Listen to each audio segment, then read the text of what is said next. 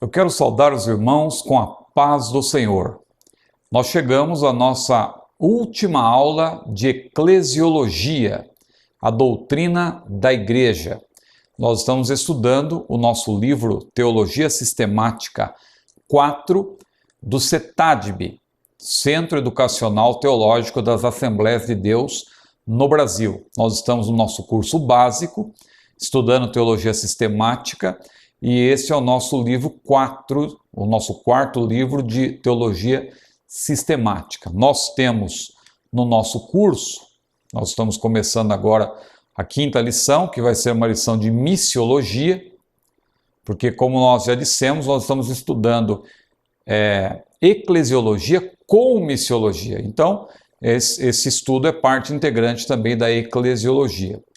No nosso estudo de teologia sistemática, nós temos 5 livros. O primeiro livro é um livro que trata da bibliologia. O segundo livro é um livro que trata da teologia, da cristologia e da pneumatologia. O livro 3, criação, angelologia, antropologia, hamartiologia e soteriologia. E o livro 4, que é o livro que nós estamos aqui estudando, é objeto do nosso estudo, é o livro que abrange eclesiologia e missiologia, lembrando que missiologia está contida em eclesiologia. Então é eclesiologia com missiologia. A nossa aula de hoje é uma aula sobre missiologia parte 2, ou se você preferir, é eclesiologia parte 5. É que no livro está dessa forma. 3 lições sobre eclesiologia e 2 lições sobre missiologia, porque é a maneira como os assuntos estão distribuídos em nosso curso básico, que abarca 12 disciplinas. Isso é muito importante. São 12 disciplinas dentro de um livro. E nós vamos iniciar fazendo uma leitura bíblica, é a nossa última lição, e em todas as lições, os irmãos certamente observaram, nós sempre começamos com a leitura de um texto bíblico e para depois, então, nós descermos alguns comentários relacionados com o nosso livro. Nós vamos ler em 2 Timóteo, capítulo 4, versículos 1 a 5. 2 Timóteo 4, versículos 1 a 5.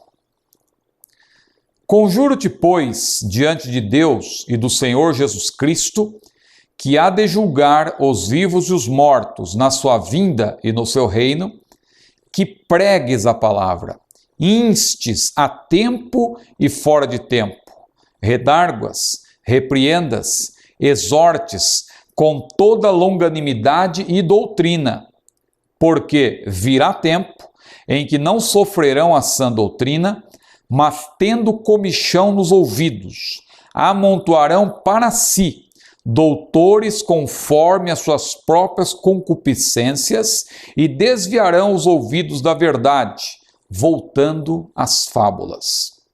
Mas tu, sê sóbrio em tudo, sofre as aflições, faze a obra de um evangelista, cumpre o teu ministério.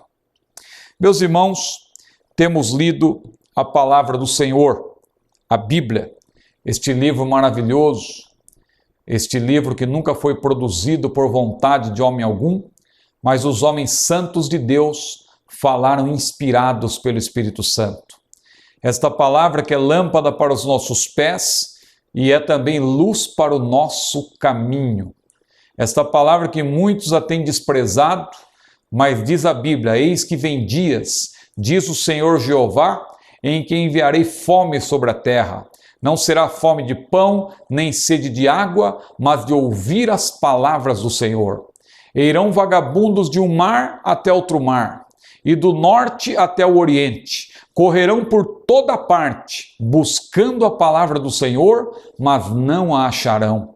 Mas graças a Deus que nós estamos aqui tendo esse privilégio de poder estudar a palavra do Senhor. E nós lemos aqui em 2 Timóteo capítulo 4, versículos 1 a 5. Os irmãos sabem que 2 Timóteo é a última carta do apóstolo Paulo, e ele a escreveu quando estava próximo da morte em Roma, ali na última fase da sua prisão. Antes disso, claro, segundo alguns indícios que há no próprio Novo Testamento, nas cartas de Paulo, especialmente em Tito e na própria 2 Timóteo, não é? E também na história paralela, especialmente em Clemente de Roma, que foi um historiador daquele período, não é? Dos primeiros séculos,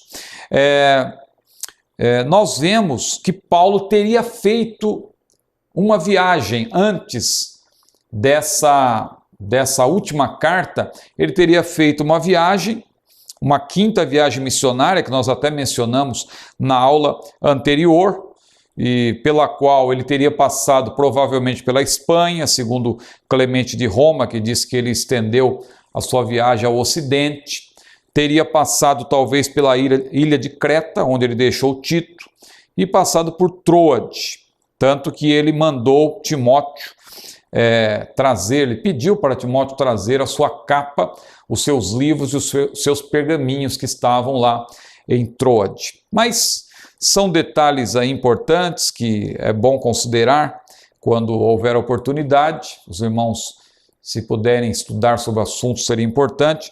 Mas o que eu quero enfatizar aqui nessa leitura bíblica é que Paulo, ele mandou Timóteo pregar a palavra. Muitos hoje não querem mais pregar a palavra, mas Paulo disse para Timóteo: prega a palavra. E o interessante é que Paulo profetizou também acerca de um tempo em que as pessoas não sofreriam a sã doutrina. Veja como Paulo também apresentou nos seus escritos elementos proféticos. Isso é uma profecia. Quando ele disse: virá tempo em que não sofrerão a sã doutrina. E ele disse que as pessoas teriam comichão nos ouvidos. Em outras palavras, elas só quereriam ouvir coisas agradáveis. Comichão nos ouvidos. Aquela coceira agradável. Comichão aí é aquela coceirinha agradável. Ou seja, quando Paulo usou essa figura para mostrar que as pessoas gostariam de ouvir apenas coisas que agradam os ouvidos. Você se lembra quando você era criança e sua mãe vinha ali com cotonete, não é? Para limpar o seu ouvido, e você sentia aquela coceirinha gostosa, e você dizia para sua mãe: ah, mãe, que gostoso. Agora do outro lado, não é?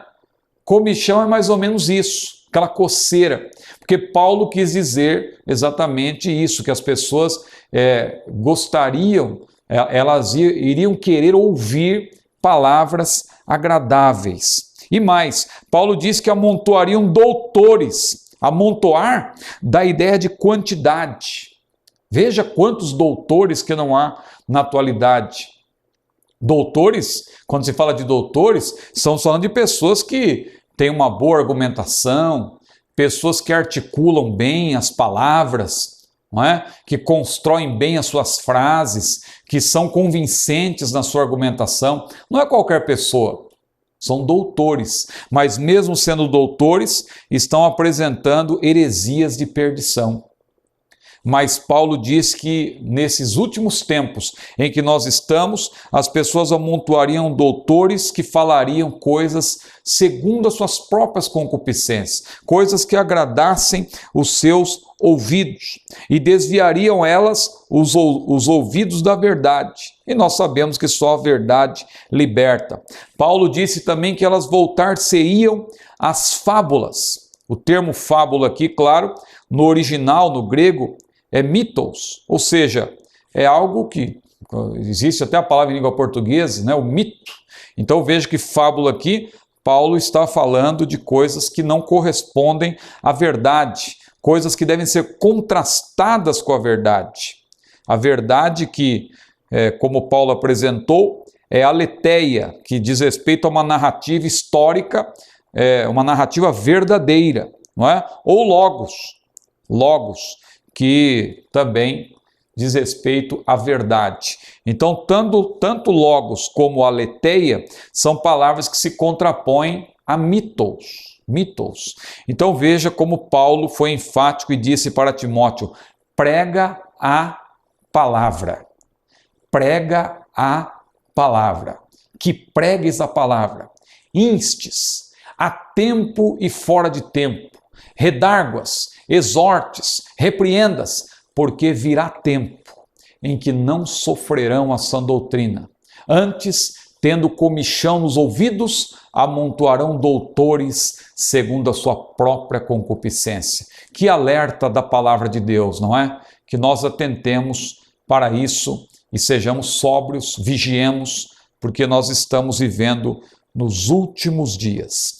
Irmãos, feitas essas considerações bíblicas iniciais, nós vamos dar sequência. Nós estamos na nossa última aula sobre eclesiologia, uma aula conclusiva, ainda com ênfase para a missiologia, mas é uma aula de eclesiologia. Nosso livro quarto, como nós estamos mencionando, Teologia Sistemática 4, abarca eclesiologia com missiologia. Isso é bom ficar bem enfatizado, não é? Então hoje nós vamos dar sequência. Os assuntos eles se intercambiam, eles se interrelacionam, então nós estamos chamando a aula de hoje de Missiologia 2, mas não se esqueça que é também a aula conclusiva de Eclesiologia, Eclesiologia 5, e por isso nós continuamos com a mesma sequência. Hoje o tópico vai ser o tópico de número 14, nosso primeiro tópico. Então veja, nós estamos na última aula, a quinta aula, e nós vamos ter mais 4 tópicos. O tópico 14, a igreja e a secularização. O tópico 15, a igreja e o poder político. O tópico 16, a igreja e a colheita. E o último tópico, a igreja e o seu destino final, já preparando aí o assunto para a nossa próxima série, a Teologia Sistemática 5, que vai abordar a escatologia. Veja como as doutrinas, uma vai preparando o campo para a outra. Você estuda antropologia, e a antropologia ela já prepara o terreno para você estudar ramartiologia. Depois você estuda a ramartiologia, ela prepara o terreno para você estudar a soteriologia. Aí você estuda a soteriologia, ela prepara o terreno para você estudar a eclesiologia. E assim por diante. E aí nós vamos terminar agora a eclesiologia com o destino final da igreja, e aí já vai ficar o gancho, como se diz na linguagem popular, para nós estudarmos a escatologia. Então, vamos ao esboço de hoje, do primeiro tópico, né, da lição de hoje, que é o tópico 14º, é o primeiro da aula de hoje, mas, na verdade, já é na nossa sequência o 14º tópico. A igreja e a secularização. A igreja e a secularização. Então nós vamos ter aí a secularização comparada com a contextualização, que não é a mesma coisa, consequências da secularização e como combater a secularização. Porque a secularização, nesse caso, é vista, claro, de modo negativo. Secularização, aliás, que nós poderíamos até usar um termo assim mais popular, mas ao mesmo tempo mais relacionado com o que a Bíblia diz, que é o termo mundanização. Claro que mundanização poderia levar alguém a pensar em mundo, em algo como uma globalização, né? Mas não é nada disso, é mundanização no sentido de mundanismo. A Bíblia diz: não vos conformeis com este mundo. A Bíblia também diz: não ameis o mundo nem o que no mundo há. Então, contextualização é nesse sentido. Mas vamos ver que a contextualização, é claro, até certo ponto, ou melhor, a contextualização até certo ponto ela tem a sua importância. Agora, o perigo está na secularização. Veja, quando se fala de mundanização, enfatizando bem aqui, tem a ver com mundanização. Contextualização não necessariamente, em parte pode até ser que sim, mas não necessariamente, porque às vezes a pessoa usa também uma contextualização exagerada que vai acabar também levando a pessoa a adotar aí algumas estratégias que são mundanas. Quando Paulo disse, por exemplo, fiz-me tudo para todos, para por todos os meios salvar alguns, é evidente que ele estava falando de de estratégias válidas, de estratégias lícitas, e não de qualquer estratégia, não é? Estratégia que, na verdade, deponha contra o Evangelho do Senhor Jesus. Isso é perigoso. Mas vamos começar então. Falando aqui da igreja secularização, o livro diz que este é um dos maiores desafios que a igreja enfrenta, porque abre espaço para a perda dos valores cristãos e o questionamento dos princípios que fundamentam a fé, não é? Quando se adota a secularização. Isso é perigoso. Ocorre também infiltração sutil de conceitos e comportamentos estranhos no seio da igreja, E Paulo teve esse cuidado, né, quando ele falou daquilo que pode surgir, as heresias que podem surgir no meio da igreja, quando ele falou lá aqueles presbíteros em Éfeso. Pedro também fez menção lá na sua segunda carta, capítulo 2, e nós temos já falado sobre isso ao longo das nossas aulas. Então, a secularização, ela se constitui numa permanente confrontação mediante uma permanente confrontação ao que a Bíblia estabelece. E aí nós temos que reagir. Nós também temos que apresentar a nossa defesa, a defesa do Evangelho, também mediante a afirmação coerente dos princípios bíblicos. Vamos para o primeiro ponto, a secularização e a contextualização, que não se deve confundir, uma coisa não deve ser confundida com a outra. O secularismo tem como proposta, e falando, veja, quando se fala de secularismo, já está se falando até de algo ligado à filosofia, não é? Secularismo como um ramo filosófico. Então veja, o secularismo tem como proposta a rejeição de toda forma de fé e devoção religiosa. Secularizar é tornar comum, é tornar mundano, usando uma linguagem mais clara, aquilo que é pertencente a Deus. É profanar de certa forma.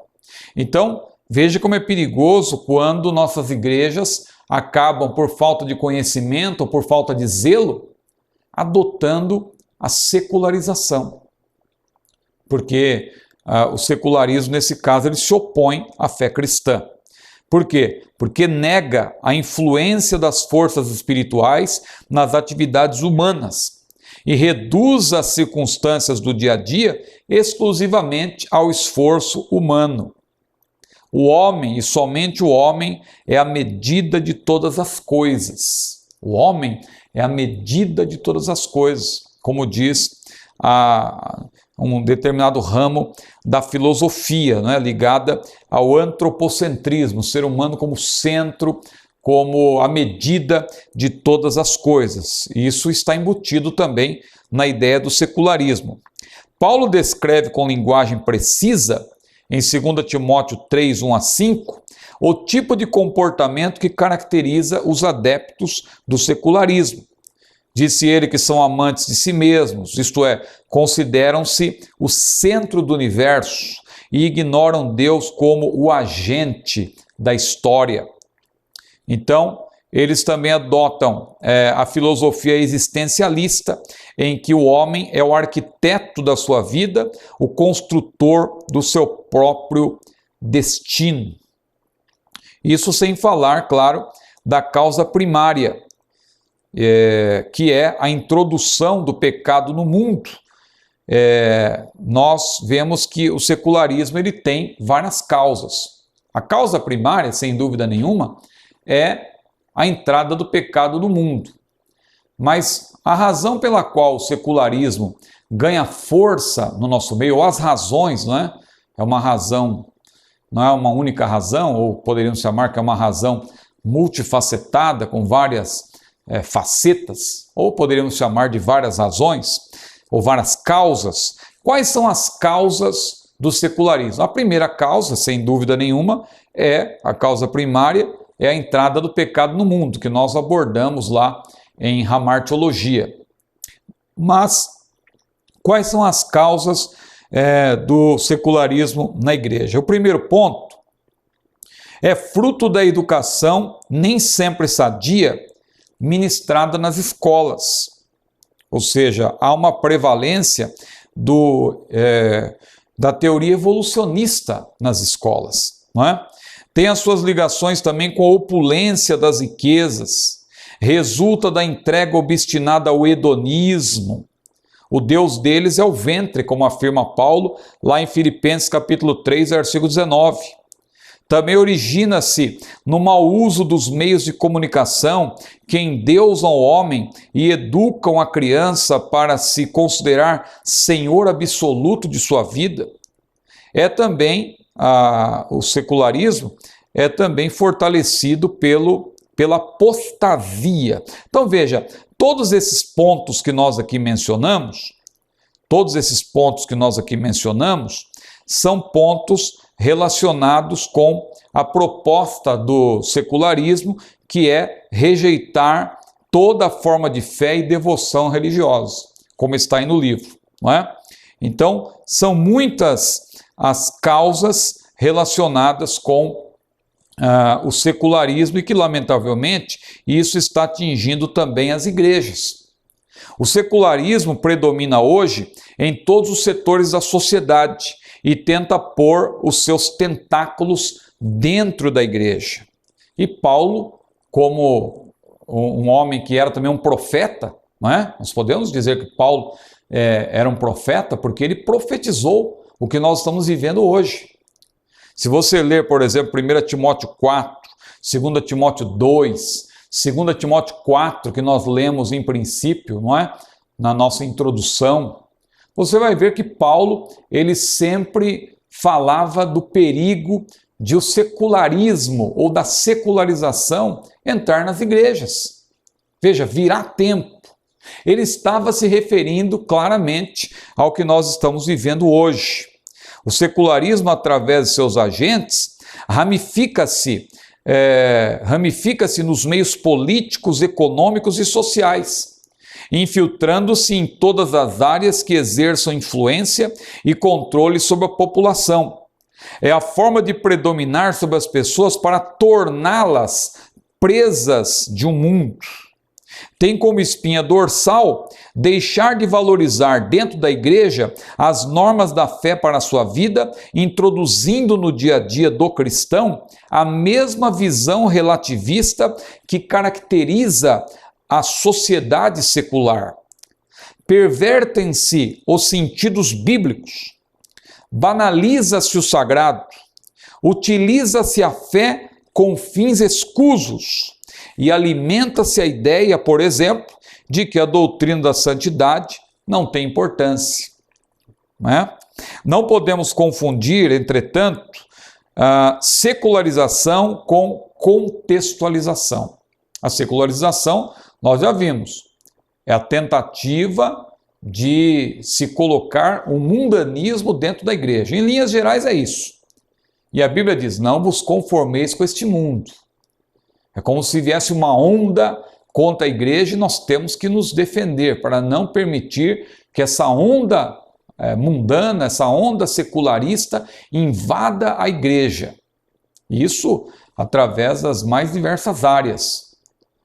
Vem através da música e etc. Vem através de comportamentos diferentes, até mesmo algumas pregações, que são pregações próprias da pós-modernidade, pregações com elementos filosóficos da pós-modernidade que tentam invadir a igreja. Isso tudo está ligado à secularização. Agora, não vamos confundir, claro que a contextualização está ligada mais à forma e não ao conteúdo. A secularização, o perigo dela é que ela também atinge o conteúdo da mensagem do Evangelho. Mas há uma diferença, então. Não podemos confundir secularização com contextualização. A secularização perverte o ensino bíblico e o corrompe com as vãs filosofias. A contextualização, destituída de qualquer valor secular e sem qualquer pretensão a inovações, procura entender como as Escrituras se aplicam ao contexto de hoje. Assim, para dar um exemplo, é como, por exemplo, o que Paulo falou, agora vemos por espelho, em enigma. Veja, Ele disse isso, vemos por espelho, em enigma. O que ele quis dizer com isso? Como bons hermeneutas que somos, como os bons exegetas que devemos ser, nós não devemos perguntar o que o espelho significa para mim hoje. Porque se eu disser o que isso significa para mim, eu poderia até achar que tem uma contradição na Bíblia. Por quê? Porque hoje, quando eu olho para um espelho, o espelho hoje, que é um espelho de vidro, com aquela cobertura prateada, não é? Eu me vejo do jeito que eu sou. O espelho mostra exatamente como eu sou. Se eu tenho uma mancha no rosto, o espelho vai mostrar. Se eu estou com o cabelo curto, se eu estou com o cabelo longo e tal, e se eu tenho se eu estou com a barba por fazer, ou se não, se minha barba está curta, e se meu olho é verde, se meu olho é preto, ou é castanho, eu vou me ver do jeito que eu sou, quando eu olho para o espelho hoje. Agora, então, Paulo falou, não, vemos por espelho, por enigma, vemos por espelho obscuramente. O que é que Paulo quis dizer com isso? Aí nós temos que fazer o que em exegese é chamado de uma viagem histórico-cultural. É como se nós nos transportássemos para aquele tempo. E aí nós vamos perguntar, não o que significa para mim, mas o que significava para o autor. E aí nós vamos fazer uma contextualização. Isso é contextualizar. É eu entender primeiro o que significava para Paulo, para depois eu aplicar para os dias de hoje. Então veja como a contextualização é necessária na pregação. Não é? Nós vivemos um tempo muito diferente do tempo em que Paulo viveu. Paulo viveu há 2000 anos. A distância entre nós e Paulo é de 2000 anos, usando assim um número redondo. Então veja como é necessária uma contextualização. Agora, a secularização é diferente, porque a secularização não leva em conta nada disso. A secularização simplesmente se impõe como algo, não, tem que ser assim e tal, o mundo é assim, o rock existe no mundo, o funk existe no mundo, mas tem que colocar dentro da igreja também, porque isso aí é cultural e etc. Veja o perigo. Porque se confunde muitas vezes, já que eu citei o exemplo da música, não vamos confundir música com estilo musical. A música, evidentemente, que a música é de Deus, foi Deus quem criou a música. Agora, o estilo musical não. Porque o estilo musical é algo feito pelos homens e Deus dotou o ser humano de criatividade.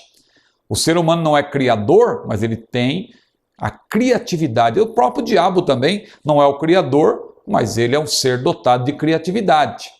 Eu vejo a música, aliás, como alfabeto. Com as mesmas letras do alfabeto, você pode fazer uma mensagem positiva ou negativa.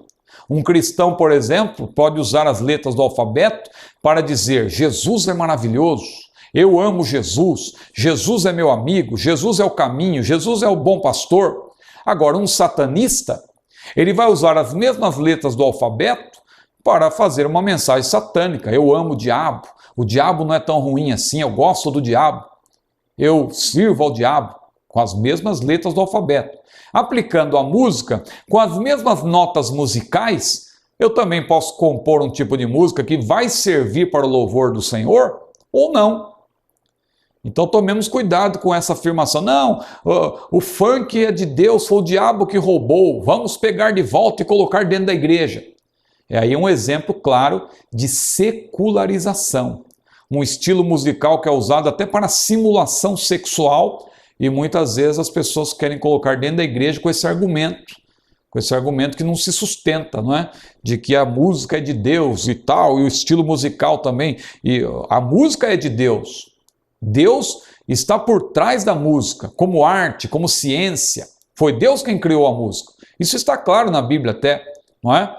Mas se fosse aqui um estudo sobre a música, nós poderíamos entrar nos pormenores. Mas isso está claro na Bíblia. Agora, como estilo musical é diferente.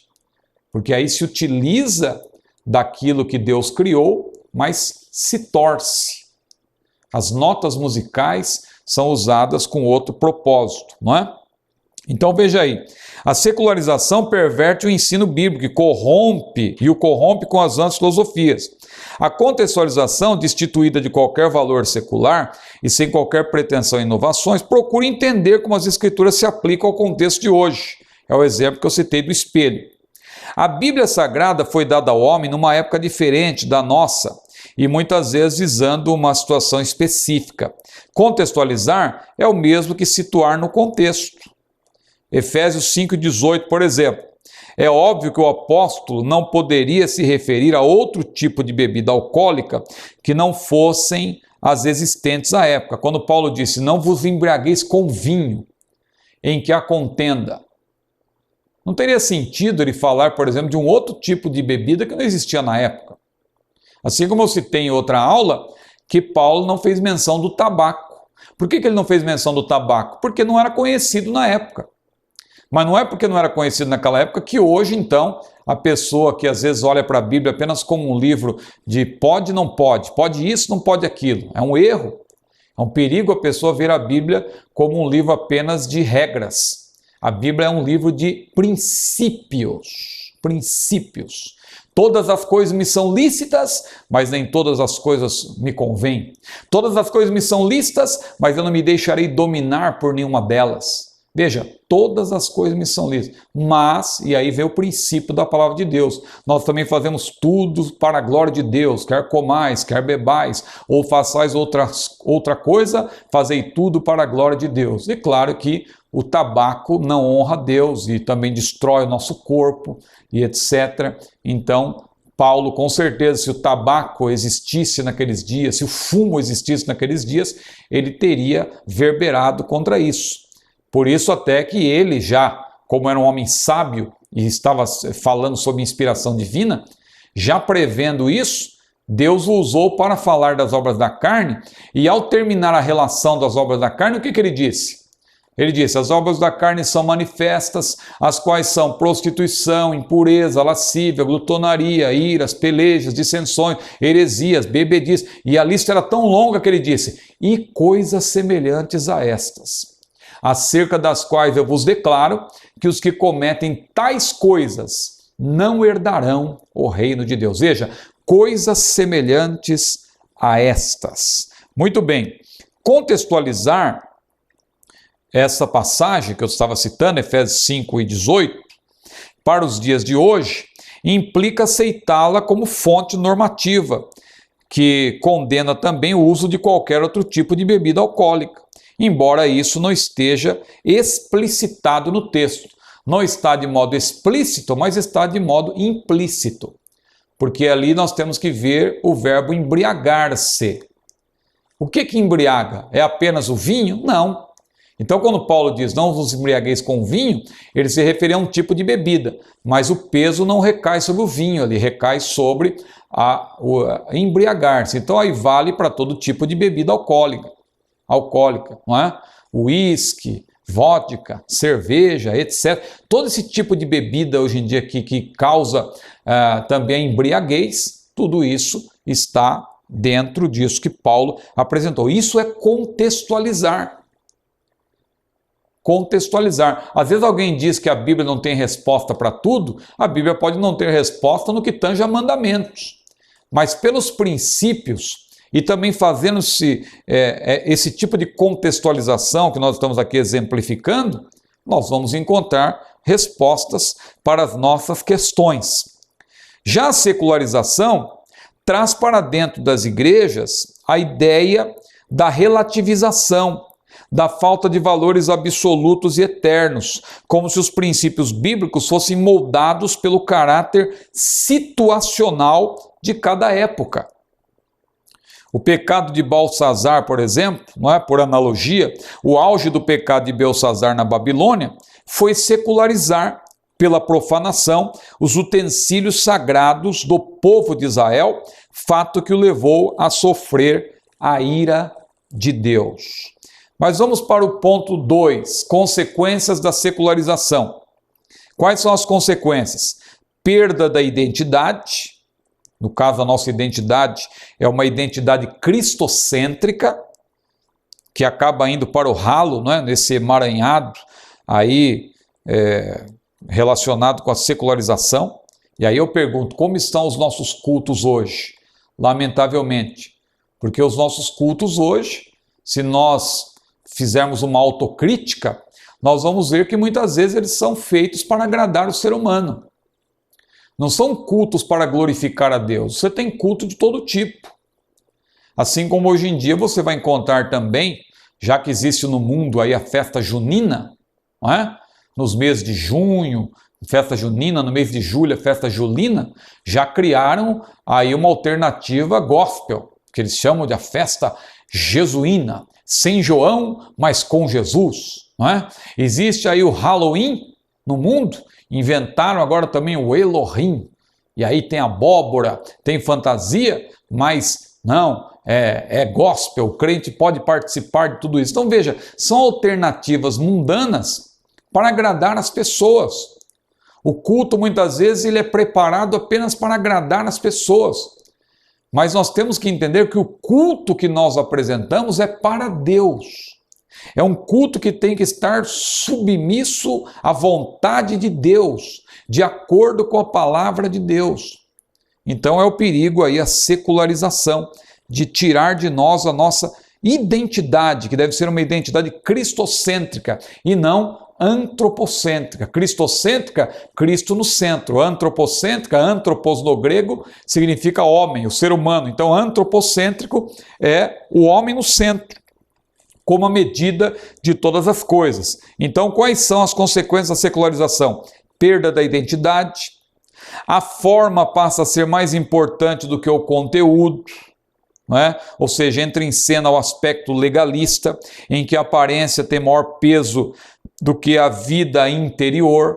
E aí no livro até, eu citei aqui algumas coisas, mas no livro você tem aí também a menção de rodas de capoeira. Infelizmente tem igrejas que estão colocando isso dentro da igreja, trenzinhos, louvorzão, linguagem mântrica, inserção de elementos do judaísmo dentro da liturgia cristã.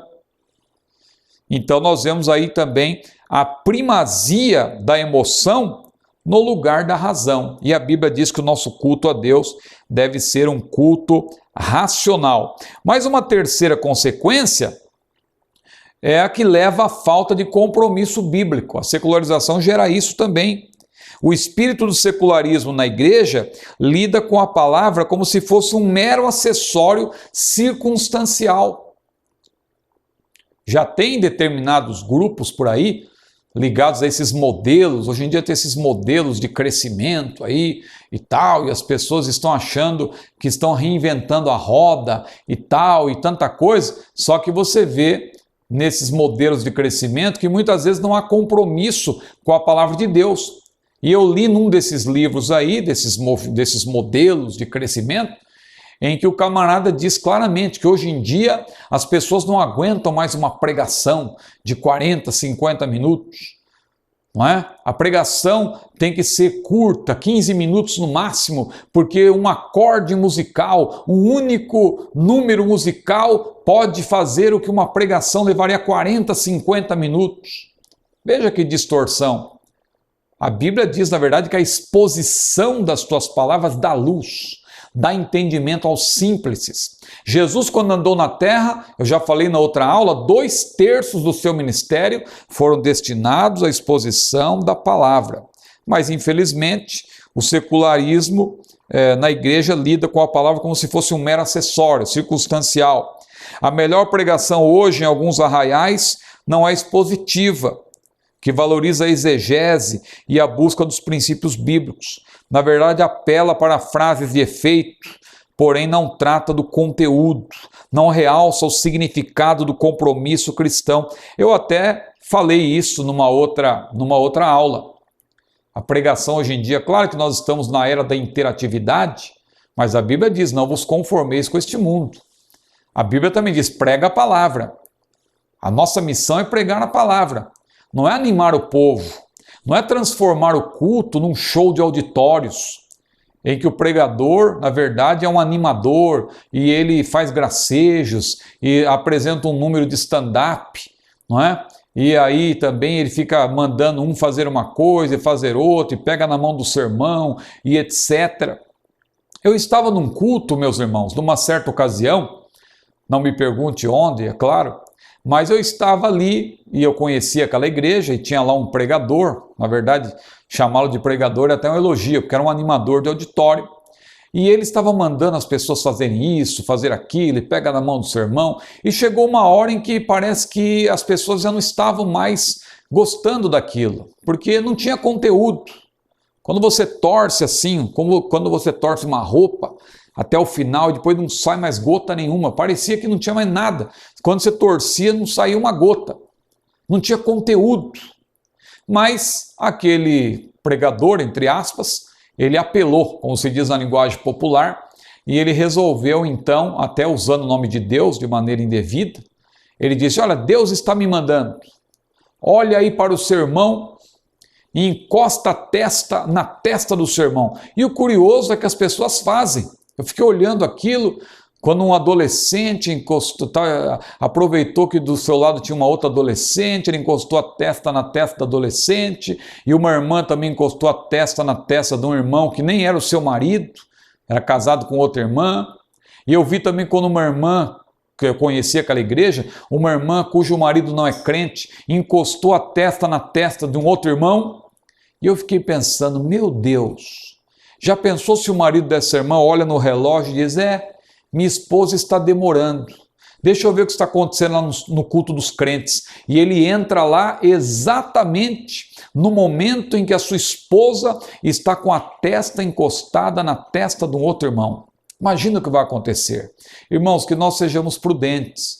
Tudo isso está acontecendo porque nós estamos permitindo que a secularização, o secularismo, invada as nossas igrejas. Mas eu estou falando aqui para obreiros, para obreiras, para professores, para formadores de opinião, e eu tenho certeza que os irmãos vão zelar por isso e vão defender o Evangelho.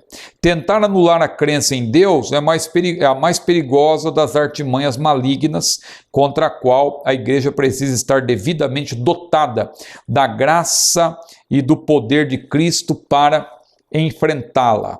Tudo isso, claro, ligado à secularização. Mas o terceiro ponto: como combater a secularização? Não se pode jamais abrir mão do primado da palavra na vida da igreja. O obreiro precisa manejar bem a palavra da verdade, como diz a Bíblia lá em 2 Timóteo capítulo 2, versículo 15. Procura apresentar-te a Deus aprovado, como obreiro que não tem de que se envergonhar, que maneja bem a palavra da verdade. Manejar bem é a tradução do vocábulo grego ortotomeu. É interessante esse prefixo que aparece aí quando a Bíblia fala de manejar bem a palavra da verdade. Essa palavrinha bem, ela faz todo o sentido, não é? Porque muitos manejam a palavra, agora manejar bem, somente o servo de Deus. Bem ali, orto, né? Quer dizer, na verdade, é a mesma palavra que está lá em ortopedia, em ortodoxia, ortoepia, ou seja, fala de correção, fala de retidão. Então, veja o que é manejar bem, significa literalmente cortar em linha reta. Os próprios apóstolos tinham como prioridade ensinar a palavra de Deus a tempo e fora de tempo ao povo.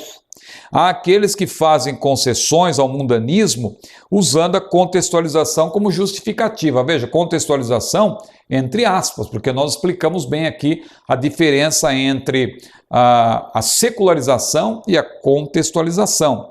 Aplicar no contexto de hoje a mesma palavra de Deus revelada em outro contexto jamais significará, claro, a perda da autenticidade cristã. Outro exemplo, a carta aos Gálatas. Nela, o apóstolo Paulo condena os que tentavam impor o rito judaico sobre os gentios.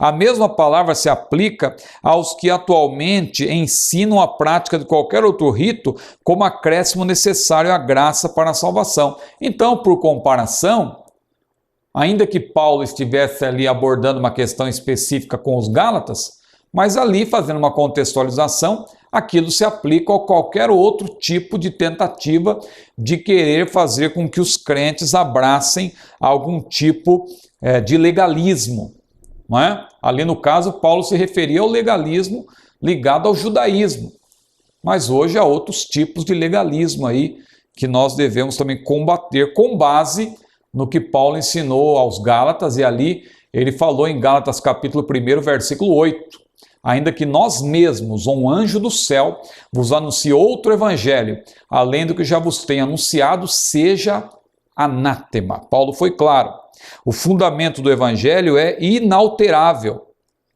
Em 2 Timóteo 2, vemos 3 características desse fundamento do evangelho, desse alicerce. Quais são as características? Primeiro, o Senhor conhece os que são seus. Segunda, aqueles que lhe pertencem confessam o nome de Cristo. E terceiro, os servos fiéis apartam-se da iniquidade. Aquele que pronuncia o nome do Senhor, diz a Bíblia, aparte-se da iniquidade. Mas é importante aqui, dentro desse ponto do combate à secularização, fazer uma menção da defesa da fé, isto é, da apologia. Você sabe que defesa, o termo defesa que Paulo utilizou lá em Filipenses capítulo 1, versículo 16, é o termo apologia no grego. Pedro também, quando disse que nós devemos estar sempre preparados, antes santificai a Cristo, e estáis sempre preparados para responder com mansidão e temor a todo aquele que pedir a razão da esperança que está em vós. Pedro, ele ali, quando ele disse responder, claro, na língua portuguesa, o termo ali no original é apologia, porque ele estava falando de se fazer uma apologia, ou seja, fazer uma defesa da fé. E Paulo disse, eu fui posto para a defesa do evangelho. Então, defesa da fé é apologética. É apologética. Irmão Ciro, apologética e apologia é a mesma coisa? A rigor, poderíamos dizer até que sim, não é assim? Não vejo problemas, mas claro que apologia também no inglês, se você estuda inglês, você sabe que apologia tem outro sentido, de pedir desculpas. Tanto que no inglês eles preferem sempre o termo apologética, apologetics, não é? Sempre ligado, sempre quando se fala da defesa do evangelho, apologetics, e não o termo apologia, que na verdade é usado no sentido de pedir desculpas. Mas a defesa da fé em si, a matéria é apologética. E a defesa da fé, que uma vez foi entregue aos santos, diz aí o livro, é parte intransferível das responsabilidades da igreja. Um dos grandes segredos da sua vitória em meio às ferozes perseguições do Império Romano nos primeiros séculos foram os apologistas.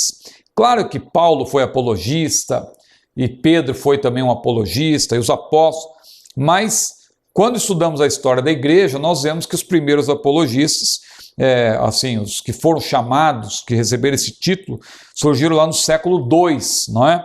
Como, por exemplo, Justino Mártir, Atanásio, etc. Mas já nos tempos de Paulo nós vemos a apologética também, a defesa da fé. Defesa diante dos tribunais em Roma também, quando se fala de defesa dos tribunais diante de Roma, o termo ali também é apologia, porque apologia significa defesa, de modo geral. Então, em Atos 22, quando se menciona a defesa de Paulo perante os seus acusadores, o termo ali é apologia, mas ele também usou de maneira mais específica, falando do evangelho, em Filipenses, como também Pedro, lá em 1 Pedro 3,15, que nós mencionamos. Assim como Paulo considerou-se chamado para a defesa do evangelho, da mesma forma os crentes atuais receberam de Deus essa convocação.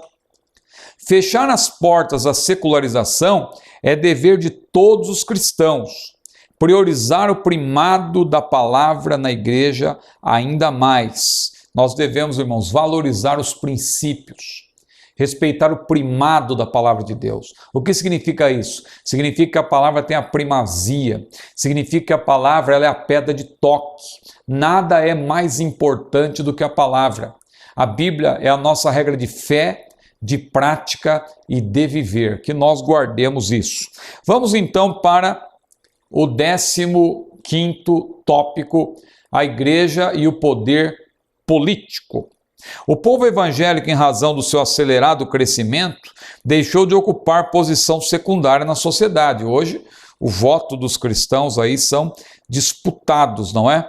A fim de que a igreja evite a cilada de buscar para si uma missão que não lhe cabe, o poder temporal, mas também não se aliene, como se já estivesse no céu e não ainda mais na terra, é necessário que a igreja ela atente para o fato de que ela também participa da vida política.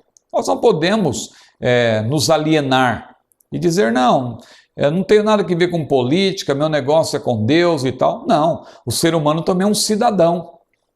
E o cidadão, ele vota e pode ser votado. O cidadão paga impostos. O cidadão tem direitos e deveres. Nós temos que ter esse cuidado. Paulo, que era um homem de Deus, ele também se preocupou com isso. Quando ele estava lá, por exemplo, em Filipos, nós até mencionamos em outra aula isso, ele estava em Filipos, ele ali quis fazer valer os seus direitos como cidadão romano.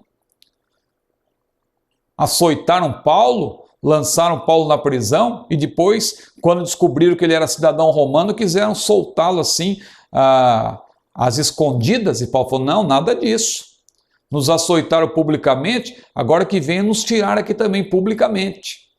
Ele fez valer os seus direitos.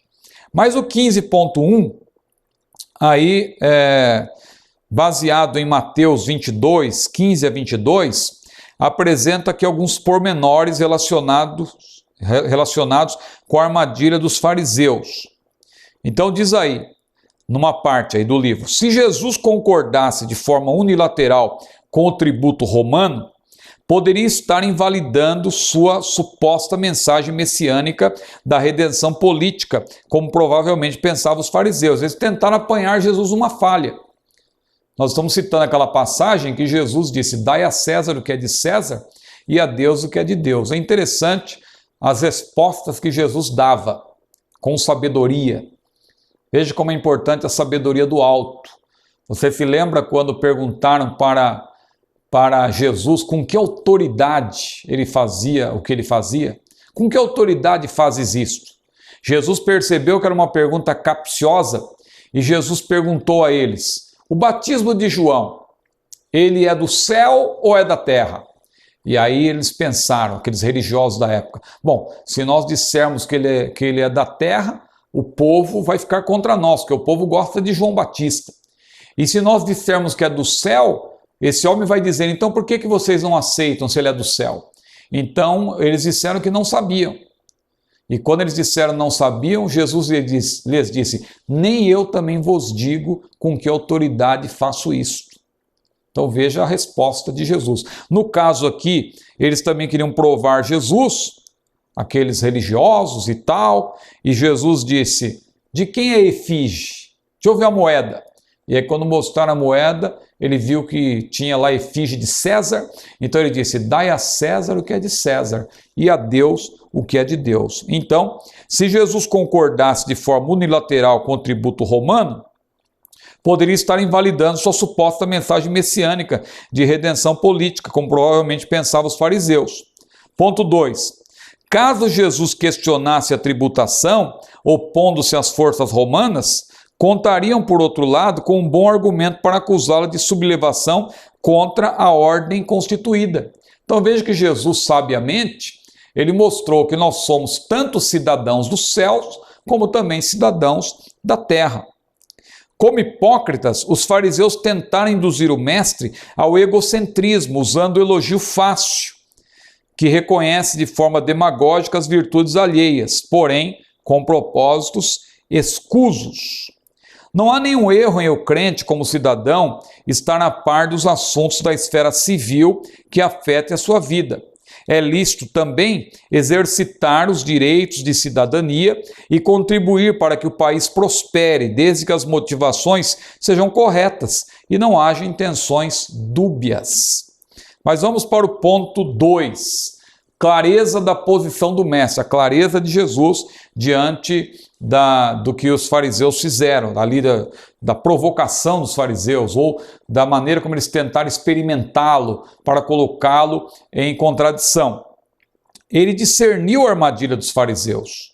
Nós não estamos lendo texto para ganhar tempo, mas se você ler esse texto, você vai ver que Jesus discerniu. Muitas dificuldades ocorrem porque se consulta primeiro a carne e o sangue, e não ao Espírito, diz lá Atos, capítulo 15, versículo 28. Mas Jesus soube como agir diante daquele quadro. Ele percebeu a hipocrisia farisaica, deu uma resposta que serve como padrão para a igreja em todos os tempos. Devemos, irmãos, portanto, dar a César o que é de César e a Deus o que é de Deus. Ou seja, devemos ter a nossa vida cristã autêntica, de acordo com a Bíblia, mas também devemos ser cidadãos que participam da vida política. Participam da vida política. Não é pecado você participar, você estar inteirado das propostas de determinado partido, de determinado candidato. Isso tudo não é vedado a nós. Nós devemos participar. Dai a César o que é de César e a Deus o que é de Deus. O ponto 3, como a igreja lida com o poder político? Nós vemos aí, portanto, que a igreja e o poder político situam em polos distintos. A história revela que a partir da constantinização, você entende esse termo, constantinização? Foi quando a igreja, após uma série de perseguições imperiais, o cristianismo, ele acabou sendo transformado numa religião oficial do Império Romano. E aí houve uma constantinização, porque o imperador Constantino, lá no século IV depois de Cristo, ele acabou trazendo para a igreja elementos de cultos pagãos. E aí a igreja foi se corrompendo pouco a pouco. A partir dali, claro, o cristianismo autêntico, genuíno, ele foi ficando de lado e foi ganhando força o romanismo. Graças a Deus que houve a reforma protestante lá no século XVI, que fez com que aqueles princípios, aqueles valores que estavam se perdendo, eles fossem reconquistados. Houve um reavivamento, por assim dizer, porque reavivamento também significa uma reconquista daquilo que foi perdido. Então veja, a partir da constantinização da igreja histórica, à medida que a relação entre ambos se tornava cada vez mais comprometida e promíscua, ou seja, a relação entre a igreja e o Estado, a igreja sempre ficou no prejuízo, porque Deus, claro, ele não se agrada da mistura. Então houve perda da identidade, nominalismo pela conversão dos que buscavam as benesses do poder temporal através da via eclesiástica, corrupção do clero, obscurantismo e assim por diante. Cabe à igreja conscientizar os crentes sobre o seu papel na sociedade e lhes oferecer, através do ensino bíblico, a oportunidade de obter formação cristã e sadia para o exercício da cidadania. Estamos na terra, pagamos nossos impostos, como já dissemos, e devemos ter interesse no bem comum, da mesma forma como Deus orientou o povo de Israel a agir no cativeiro babilônico. Vemos isso lá em Jeremias capítulo 29. Foge aos objetivos da igreja como instituição divina, como ente espiritual, participar de projetos que tenham como fim a conquista para si do poder político. Aí já é um caminho perigoso, é uma mistura realmente da igreja com o Estado. A igreja pode participar, mas sem essa parceria aí, que seria, na verdade, algo que seria até um jugo desigual, não é? É postura condenável, portanto, envolvê-la na luta partidária. A ação da igreja no mundo, face ao poder político, se orienta pelo seu compromisso em proclamar as virtudes do reino de Deus. Ela propugna, isto é, ela luta para que sua mensagem afete todos os setores da sociedade, inclusive o político, e influencie de modo justo, cristão e bíblico, as decisões que estão sendo formadas. Este é o referencial para os crentes que ocupam cargos públicos, eletivos ou não. Eles devem se portar à luz dos princípios da palavra de Deus, não é? Porque eles, em nome da igreja, falam. Então, eles ali estão falando em nome da igreja, tem que ter todo cuidado. Aliás, a rigor, quem deve falar em nome da igreja não são os políticos.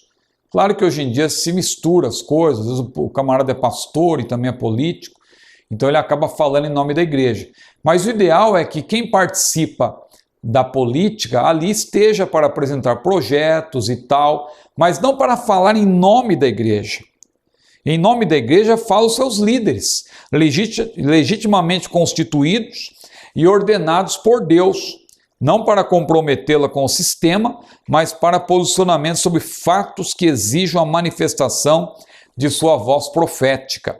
Os crentes que participam da política, ou seja, tendo de fato um cargo político, devem orientar-se pelo conteúdo ético do reino de Deus, que está lá em Mateus, capítulos 5 a 7. Jesus apresenta ali claramente, não é, ali um compêndio ali com princípios éticos. É maravilhoso o que está ali nos capítulos 5 a 7. Então, nossos olhos sempre devem se voltar, para a palavra de Deus, porque é assim que nós podemos entender melhor o que Deus nos ensina na sua palavra. Mas aqui no livro diz que é interessante ressaltar que nessa abordagem devemos nos voltar para os cargos eletivos, isto é, aqueles que são exercidos mediante o voto. Mas não é só aí que atuam os cristãos. Temos uma tendência de nos voltar para isso, não é? Mas não é só aí que atuam os cristãos. Eles estão presentes nas salas de aula, nas administrações públicas de modo geral, e precisam adotar a mesma linha de conduta.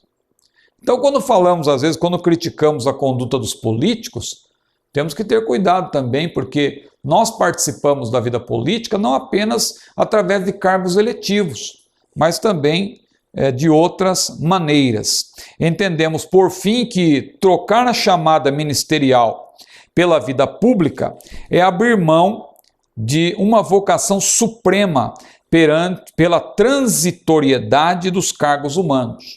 Eu nunca me esqueço do que eu ouvi a respeito de Billy Graham, aquele grande evangelista que já está com uma idade avançada, mas ainda é um referencial para todos nós. E eu ouvi certa vez e li também que Billy Graham ele foi convidado numa certa ocasião para ser candidato a presidente da República. E quando o convidaram, ele deu uma resposta que certamente chocou aqueles que o convidaram, mas foi uma resposta exemplar. Ele disse que ele era um ministro do Evangelho, que ele foi chamado para isso e que ele jamais se rebaixaria, não é?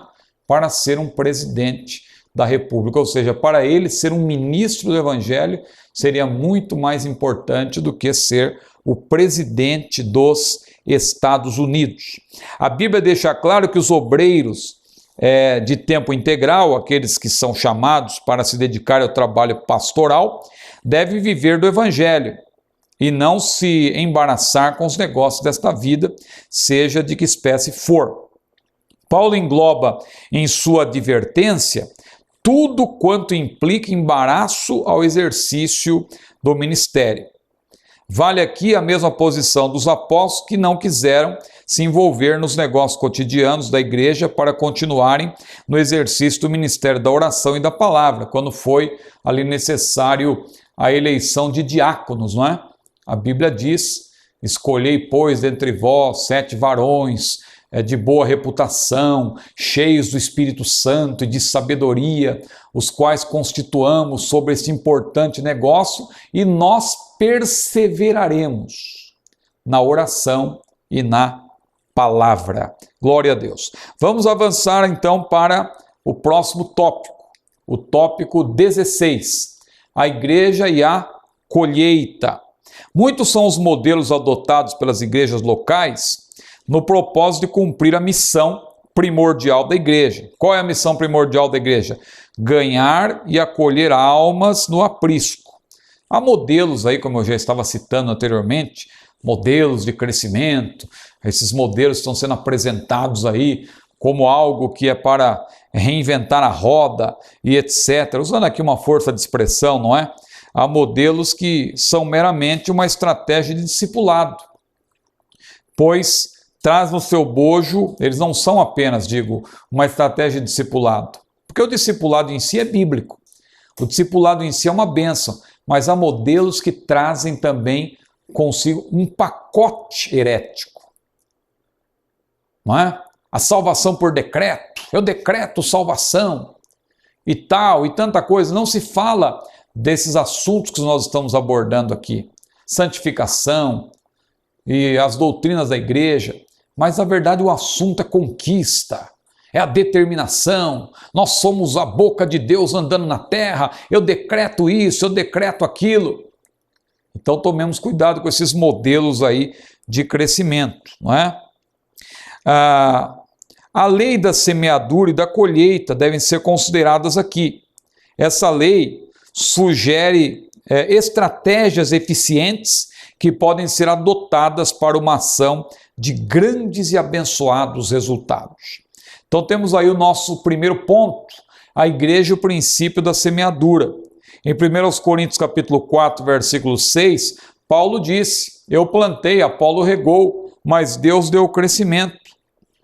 Uma das fotografias do obreiro, apresentadas lá em 2 Timóteo 2 também, é justamente a fotografia do lavrador. Ali o obreiro é apresentado como filho, o obreiro é apresentado como soldado, como atleta, como obreiro propriamente, mas também como vaso. E ele é apresentado também como um lavrador. Lavrador. As estratégias do lavrador, as estratégias relacionadas com o princípio da semeadura, estão implícitas no episódio da passagem de Jesus por Samaria. A Bíblia diz que ele precisava passar por Samaria para evangelizar ali aquela mulher, não é? Veja como foi importante Jesus ter evangelizado aquela mulher samaritana, porque ela também levou a palavra aos homens de Samaria. Vinde e vede, um homem que tudo quanto tenho feito, disse tudo quanto tenho feito, porventura não é este o Cristo? Mas veja que Jesus ali, ele fez o trabalho, faltando ainda 4 meses para a ceifa, ele aproveitou a oportunidade para mostrar que a colheita do evangelho é sempre urgente, não pode ser protelada. Ele falou, portanto, da necessidade de conhecimento para uma boa semeadura, falou do bom preparo da terra. Ou seja, em sua passagem por Samaria, Jesus aplicou todos os recursos possíveis para obter uma boa colheita. Primeiro, ele buscou o coração da mulher samaritana. Ele chegou lá e aquela mulher foi tirar água e Jesus lhe disse: dá-me de beber. E a mulher respondeu: como sendo tu judeu, me pedes beber a mim que sou mulher samaritana? Porque os judeus não se comunicam com os samaritanos. Mas Jesus, superando esse primeiro obstáculo, porque quando nós fazemos a obra de Deus, nós temos que superar obstáculos. Já pensou se Jesus dissesse para aquela mulher: já que você não quer falar comigo, já que judeus não se comunicam com os samaritanos, então fica para lá. Mas o que Jesus fez? Jesus respondeu: mulher, se tu conheceres o dom de Deus e quem é o que te diz dá-me de beber, tu lhe pedirias e ele te daria água viva. E a conversa continuou e a mulher disse: mas Senhor, tu não tens com que atirar e o poço é fundo, de onde pois tens água viva? És porventura maior que o nosso pai Jacó, que bebeu água deste poço e serviu aos seus animais? E Jesus lhe disse: mulher, aquele que beber desta água tornará a ter sede, mas aquele que beber da água que eu lhe der nunca mais terá sede, porque se fará nele uma fonte d'água que salta para a vida eterna. E a mulher ficou toda entusiasmada e disse: Senhor, dá-me desta água. E Jesus lhe disse: vai chamar o teu marido. E ela disse: eu não tenho marido. E Jesus lhe disse: disseste bem, porque tivesse 5 maridos e o que tens agora não é teu marido. E ela disse: Senhor, vejo que és profeta. Nossos pais adoraram nesse monte e vós dizeis que se deve adorar em Jerusalém. E Jesus lhe disse: vem a hora, e agora é, em que nem neste monte, nem em Jerusalém adorareis ao Pai, porque Deus é Espírito, e importa que os que o adorem em Espírito e em verdade, e o Pai procura tais que assim o adorem. E veja, a mulher ficou tão entusiasmada com aquilo que Jesus falou, e dali a pouco ela abandonou ali o seu cântaro, e ela foi lá na cidade, porque Jesus tinha dito, ela disse para Jesus, eu sei que o Messias vem, e etc. E quando ele vier, nos anunciará todas as coisas. E Jesus lhe disse: eu o sou, eu que falo contigo. E a mulher então foi à cidade e anunciou ali a Cristo para aqueles homens daquela cidade. Então veja, Jesus, ele buscou o coração da mulher samaritana, primeiro ponto. Segundo, o mestre não iniciou seu diálogo fazendo críticas à mulher. Veja como ele ouviu. Ele disse a ela: disseste bem. Ele tratou com ela passo a passo até que estivesse pronta para crer em sua messianidade. Quatro, Jesus a viu como um instrumento capaz de impactar os samaritanos com a fé. Estratégias do Senhor Jesus que nós devemos imitar. Vamos para o ponto 2, a igreja e as implicações da semeadura. Ela poderia chegar a Galileia, não é? Seu destino final, ela não, ele, né? Falando aqui de Jesus. Ele poderia chegar a Galileia, seu destino final, naquela ocasião, por outras vias de acesso, até mesmo para evitar a hostilidade dos samaritanos, rivais milenares dos judeus, como nós já mencionamos. Então Jesus, ele fez questão de passar por Samaria porque ele tinha essa estratégia de evangelizar aquela mulher. Quando se fala em semeadura, a ideia ficaria incompleta se não se pensasse em colheita. Enfatizam-se muito hoje em dia os resultados quantitativos, não é? Mas é preciso que nós olhemos também para os resultados qualitativos. Quantitativo e qualitativo. Claro que a quantidade é uma bênção, mas quando ela decorre da verdade. Veja que a igreja primitiva, diz a Bíblia, que ela crescia em número, mas antes disso a Bíblia diz que crescia também a palavra de Deus. Crescia a palavra. Então nós temos que olhar os dois lados. Agora, quando falamos em colheita, claro, temos que pensar também em quantidade, que eles contam para o reino de Deus. Isso é muito importante. Vamos para o ponto 3, a igreja preparada para a colheita. A igreja precisa estar preparada não só para a semeadura, mas também para a colheita. Como pensar, por exemplo, numa grande colheita se não há depósitos suficientes para guardar os grãos? Veja que aí entra também o aspecto do discipulado. Não basta evangelizar, temos que acolher também os novos convertidos. Senão nós vamos fazer o trabalho do avestruz. Você já viu como o avestruz é mencionado lá em Jó? Que o avestruz, né, no caso a avestruz, né, a fêmea, ela bate alegre as suas asas quando ela bota os seus ovos e os aquenta no pó, diz lá em Jó, esquecendo-se que um pé pode vir e pisar os ovos. Então, às vezes, nós nos alegramos e, como avestruz, nós batemos as asas. 10 almas se entregaram para Jesus, 20 almas. Mas se nós não fizermos o discipulado, vem o pé das seitas, o pé das falsas religiões, aí das heresias, e vão, lamentavelmente, fazer com que as pessoas se desviem do evangelho. Como funcionam os departamentos da igreja local? Isso aí é um ponto importante, não é? Eles estão integrados a uma filosofia de trabalho implantado pela igreja, ou cada um age como se fosse um feudo de propriedade particular por falta de um projeto de vida? A escola bíblica dominical, por exemplo, cumpre a sua missão como principal agência de ensino da igreja, ou existe apenas para constar no organograma? É aí que está. Principalmente essas igrejas que estão sendo aí, que estão, na verdade, morrendo de amores, não é? Por esses modelos de crescimento, a escola dominical vai ficando de lado. Às vezes eles mantêm lá a escola dominical só para dar uma satisfação. Não, nós aqui também temos escola dominical. Dizem aí que esses modelos aí fazem com que a escola dominical seja posta de lado, mas não, a gente ainda tem aqui a escola dominical. Só que trata a escola dominical como se fosse algo ali ultrapassado, já ficou no tempo, não serve mais para nada. Eles já têm os seus próprios conteúdos pedagógicos, e quando a gente examina, e eu falo com conhecimento de causa, a gente vê que o conteúdo pedagógico, na verdade, é um conteúdo voltado para a vitória financeira, determinação, conquista, e não para as doutrinas fundamentais da palavra de Deus. Não se preocupa mais em ensinar a doutrina da Trindade, porque para eles, isso aí, se o camarada crê na Trindade ou não, isso é irrelevante.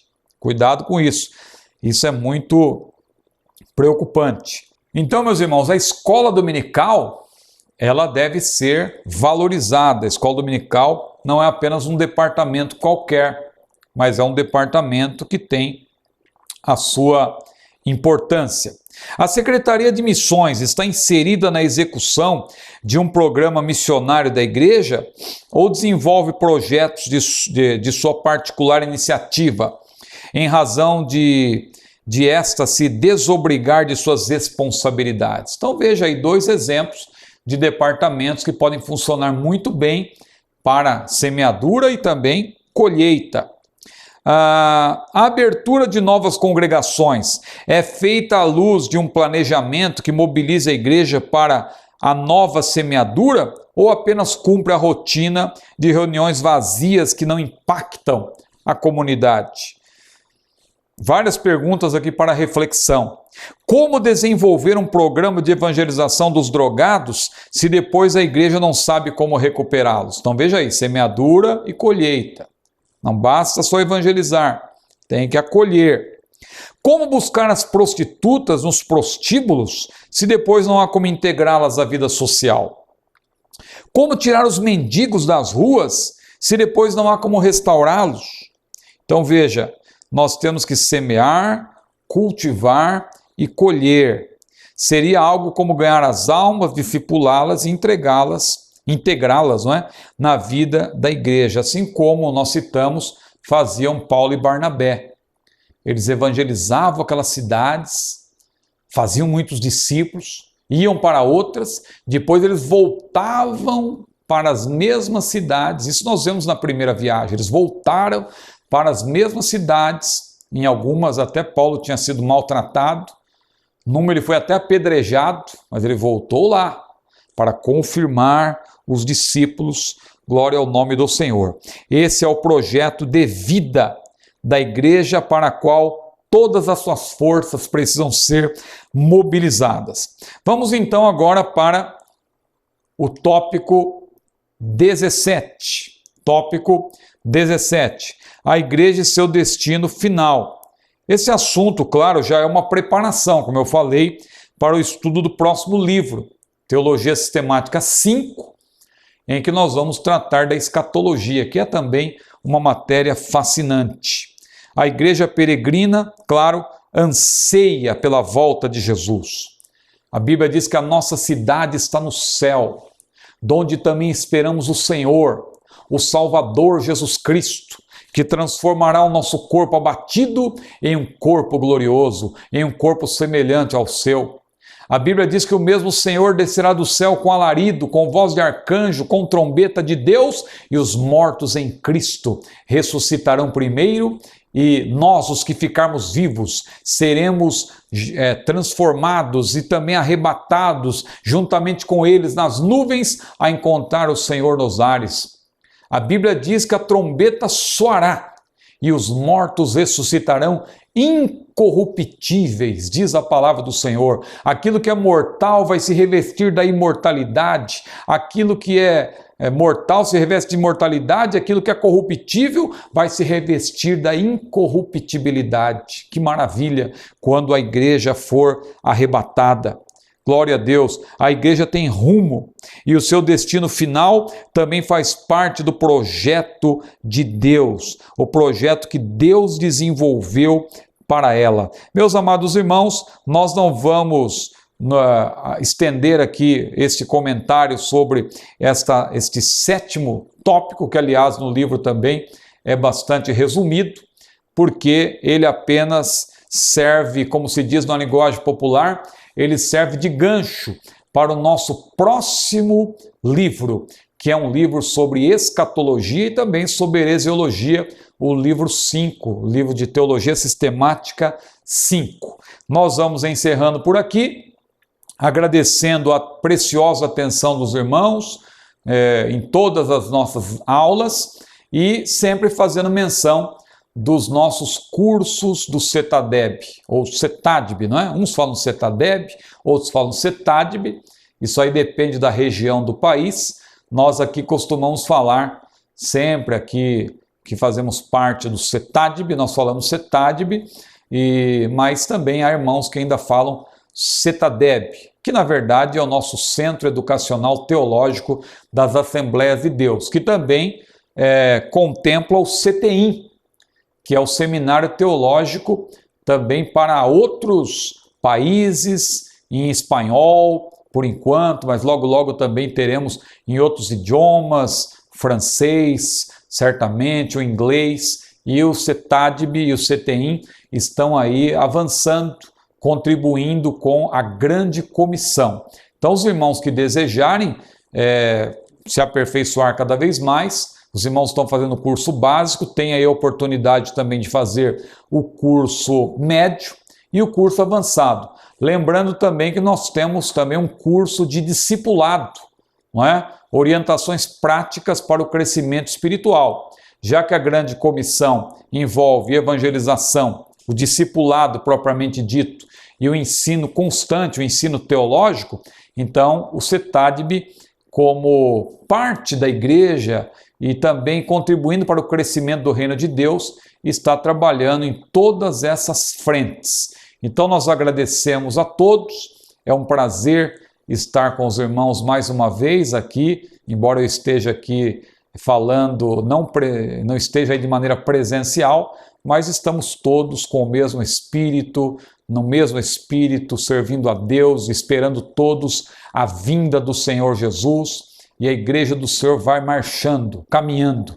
Jesus disse: estabelecerei a minha igreja e as portas do inferno não prevalecerão contra ela. E eis que estou convosco todos os dias, disse Jesus, até a consumação dos séculos. Que Deus abençoe a todos, em nome de Jesus, a paz do Senhor.